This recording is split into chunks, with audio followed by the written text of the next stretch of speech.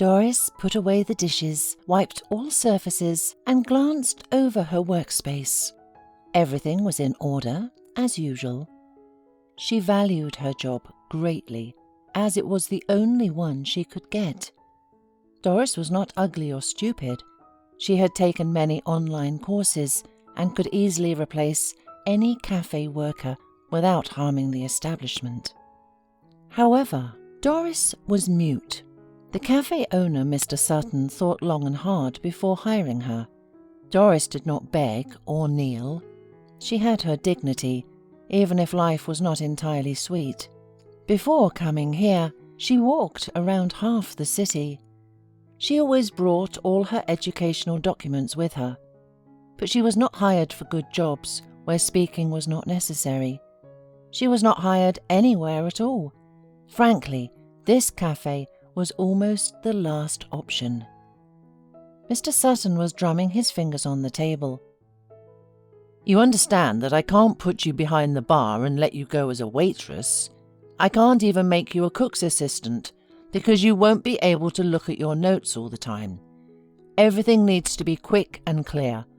I have a few vacancies. I can offer you a job as a dishwasher. You don't need to talk there. Wash the dishes, and that's all." Doris tried not to show her joy and nodded. "Well, then start tomorrow. And don't be offended, but I'll keep an eye on you at first." Doris nodded again and smiled. Mr. Sutton realized from Doris's first day at work that he had done the right thing. The girl did not get distracted by conversations or run to smoke every 5 minutes, but at the same time, the quality of her dishwashing was excellent, and he never saw a pile of plates on the sink.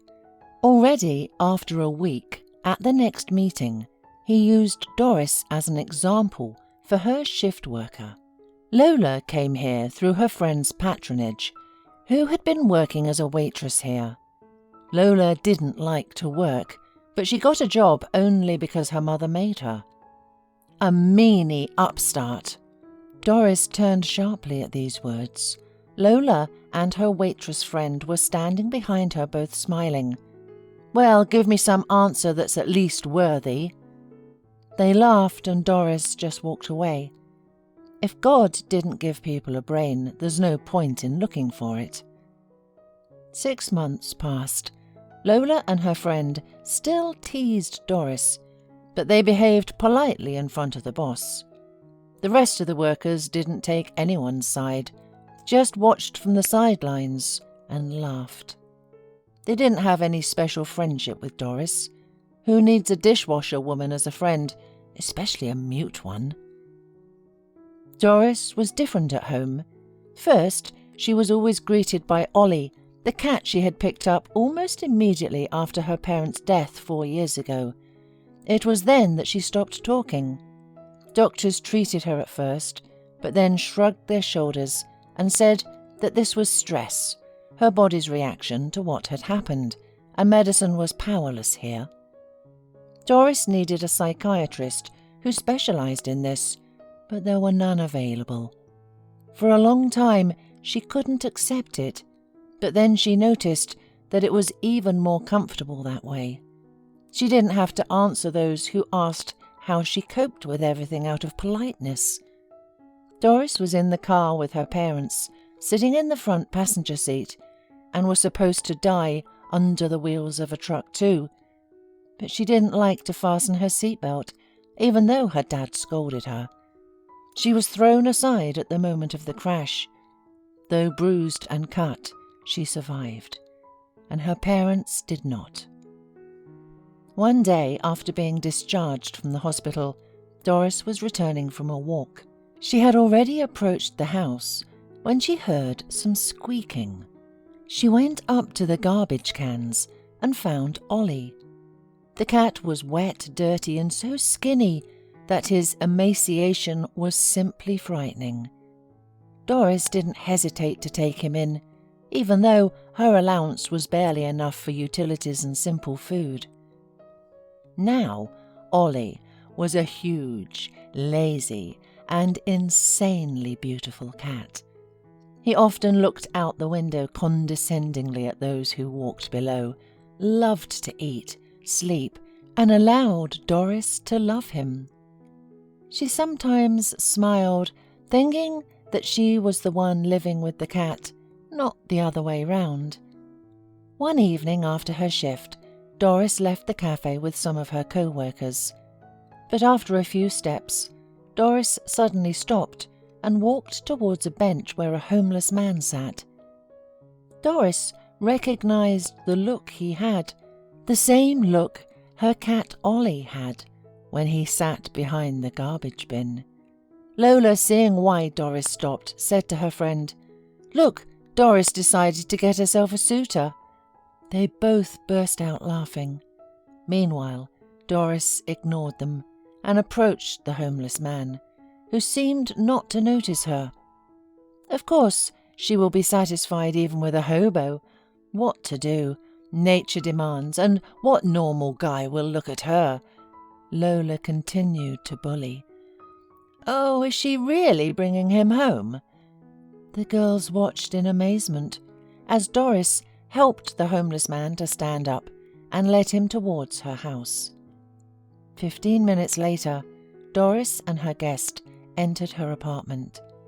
The woman helped the man undress and noticed that his clothes, that now looked like rags, were once fairly fashionable.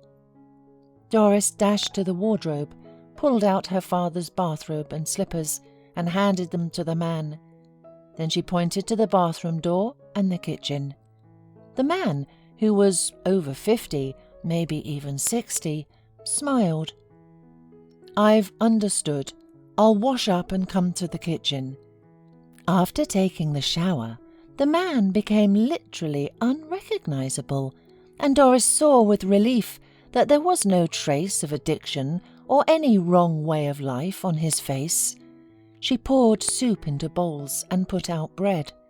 The man sat down on the chair and said, "Why are you so quiet, my saviour?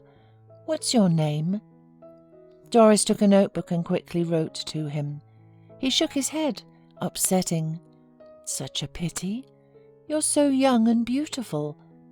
And I'm almost like you. I can talk, but do not remember my name or surname or where I come from. So I do not say almost anything." Doris wrote, "How long have you been on the street?" The man shrugged. "About a month, maybe more. I regained my consciousness. Not here. There's a big dump outside the city. That's where the local homeless people brought me back to my senses. I opened my eyes and became scared because I didn't remember anything. Then I realized my head was pounding badly and everything was bloody. Someone must have hit me. I wanted to go to the police right away, but those vagrants discouraged me. They said they didn't treat homeless people well there. Even though I don't remember anything, it was still scary." Doris wrote again. "You don't even know if you're from this city, do you?" The man shook his head. "I don't remember anything at all." Doris thought for a moment. Over the years of silence, she had gained many internet friends. Without much thought, she took her old phone, and although the camera was not good, she still took a photo of the elderly man. Doris didn't expect anything, but she decided to try to find his relatives. She made a bed for the elderly man on the couch and wrote in her notebook, "You can live with me for now. I'll try to find your relatives." Unfortunately, her internet search did not yield any results. But Tom, as Doris called the man, did not burden her at all. It was even the opposite. When she came home from work, the house was filled with delicious smells and conversations between the man and the cat. Ollie accepted Tom unconditionally. Doris was even offended a little, because the cat now slept with him. One thing marred Doris's happiness. Lola and her waitress friend told everyone at work that she had picked up a male homeless person and brought him home because no one else would date her. Doris didn't respond. She hoped the talk would die down on its own. But every day, either Lola or her friend loudly asked, "How's your homeless guy doing? Does he stink a lot? Is he performing his manly duties?" The staff laughed so hard the chairs bounced. Doris often went to the storage room, trying to avoid such questions. It was impossible to prove anything to the taunting people with a pen and notebook. A month passed. Doris decided that her elderly guest was probably lonely. Maybe his apartment was taken away, or possibly something else happened. In none of the cities where she had friends, and she had many, were there any reports of missing people who matched Tom's description. However, one day the man unexpectedly disappeared. Doris heard Ollie's loud meowing as she was still on the stairs. She opened the door and the cat looked at her reproachfully. As Doris later realized, he was bored. He didn't understand where Tom had gone and why no one was talking to him. Doris also didn't know where her lodger had gone.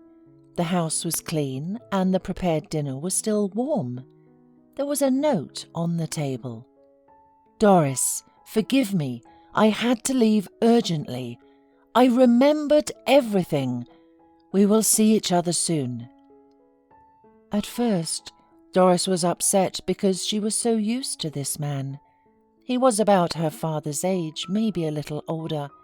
Then she scolded herself. If he left, it meant he was sure that he was needed by someone, and that's good. People shouldn't live without their relatives. Doris had no idea how Lola found out that her tenant had disappeared, but the next day when she came to work, Lola immediately started mocking her.